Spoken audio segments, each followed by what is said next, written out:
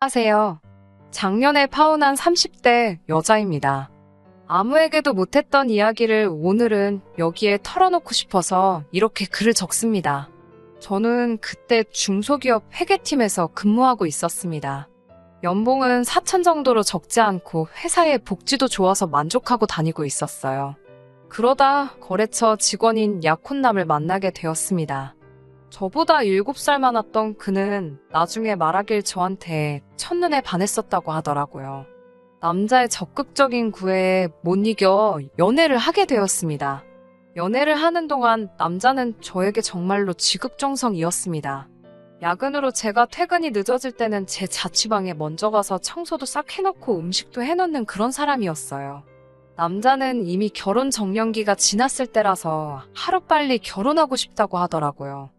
아이도 셋 정도 낳고 싶다고요. 그런 이유로 연애한 지 6개월이 지났을 무렵 본격적으로 결혼 이야기가 오가기 시작했어요. 남자의 부모님은 두 분 다 남자가 고등학생일 때 돌아가셨어요. 그래서 위로 있는 누나 셋이 남자를 엄청 챙겼다고 하더라고요. 그 이야기를 들었을 때는 사실 힘들었겠다라는 생각뿐이었어요. 하지만 친한 친구들에게 이 이야기를 하니 신우가 셋이나 된다며 어떡하냐고 걱정하더라고요. 저도 여기저기서 고부 갈등, 신우와의 갈등을 많이 듣고 읽었기 때문에 불안한 생각이 들긴 했어요. 막연히 인터넷 세상의 이야기라고 생각했던 것들이 저에게도 그런 일이 일어날 거라고 생각해 본 적은 한 번도 없었거든요. 그런데 그게 저한테 실제로 일어나게 되었네요. 나중에 들은 바로는 한 번도 여자에 관심을 보이지 않던 막내가 갑자기 결혼을 하겠다고 해서 가족들이 엄청 놀랐었다고 해요. 하지만 제 기억에서 그 사람들이 보인 관심은 좋은 것과는 거리가 멀었습니다. 처음 인사를 드리러 간 날이었어요. 자매들이 모여 앉아서 TV를 보고 있더라고요. 제가 안녕하세요 라고 인사를 했지만 아무도 들은 척 해주지 않았어요. 다 같이 모여 앉아서 TV를 보며 깔깔대고 있을 뿐이었고요. 저를 없는 사람 취급하는 기분이었어요. 게다가 둘째 누나가 감자탕을 끓였다며 앞앞에 한 그릇씩 퍼주더라고요. 그런데 제 거에는 정말 국물 한 국자하고 뭉개진 감자 한 덩이가 있을 뿐이었어요. 제가 좀 더 주세요라고 말하자 야 저기 있잖아 가서 네가 퍼먹으라고 하는 거예요. 순간 야라는 호칭에 제 귀를 의심했지만 다른 사람들이 아무 반응도 없길래 저는 한마디도 못했습니다. 아무튼 좀 더 국을 풀려고 냄비에 갔는데 냄비엔 찌꺼기밖에 없더라고요. 음식이 코로 들어가는지 입으로 들어가는지도 모르겠는 식사를 마치고 남자 가족들과 앉아서 TV를 보고 있는데 이번엔 셋째 누나가 맥주 한 잔 먹고 싶다 그러는 거예요. 그러더니 저한테 너도 마실 거냐고 묻더라고요. 저는 그래도 저한테도 말을 걸었다고 그게 반가워서 네 저도 마시겠다고 했죠. 그랬더니 저에게 카드를 주면서 그러면 네가 가서 사와 이러더라고요. 제가 남자에게 같이 가자고 하니까 그 누나 셋이 저를 쳐다보면서 그 맥주 몇 캔이 얼마나 무겁다고 둘이 가냐고 툴툴거리더라고요. 그렇지만 남자가 금방 갔다 온다며 저를 따라 나섰죠. 저는 문 밖에서 남자에게 지금 이게 무슨 상황이냐고 너무 짜증난다고 화를 냈어요. 저는 인사시킨다며 나를 데려와 놓고 이게 뭐 하는 거냐고요. 이렇게 나를 무시하는 니네 집과는 결혼할 수 없다고도 했어요. 택시 타고 떠나려고 하자 남자가 자기 가족들이 뭘 몰라서 그런다고 자기한테 조금만 시간을 주면 다 고쳐놓겠다고 붙들고 늘어지더라고요. 구구절절 사정하며 매달리는 남자를 보니 마음이 좀 흔들렸어요.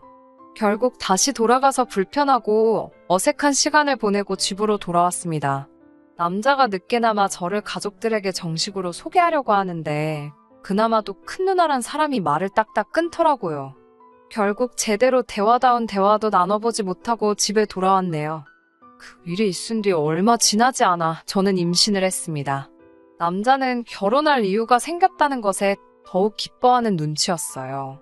게다가 제가 다른 사람에게 말하지 말라고 하기도 전에 남자는 벌써 이 사실을 누나들에게 다 말했더라고요. 그리고 저희 부모님께도 전화해서 배불러 오기 전에 식을 올려야 한다며 결혼식을 밀어붙이더라고요. 그리고 저도 사실 막상 아이가 생기니까 결혼을 해야겠다는 생각이 확고해지긴 했어요. 저도 아이를 너무 좋아해서 유치원 선생님 되는 게 꿈이었을 정도였으니까요. 그리고 며칠 뒤 남자의 둘째 누나에게 전화가 왔습니다.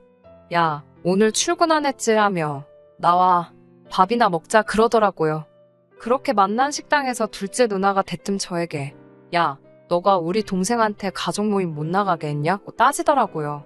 제가 왜 모임을 못 나가게 하겠냐고 역으로 물으니 아무튼 여우짓 하지 말라고 다 걸리게 되어 있다며 이번엔 경고로 끝나지만 다음엔 진짜 혼난다고 그러더라고요.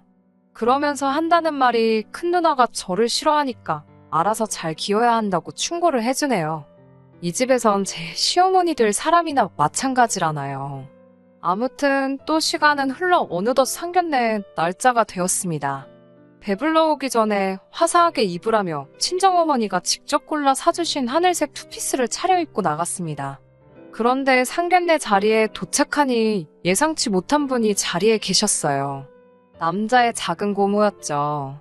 원래는 큰 누나 내외만 나오기로 했었는데 그래도 이 집 어른이라며 작은 고모가 바득바득 우겨서 나왔다고 해요. 저는 그 작은 고모를 만난 적이 없습니다.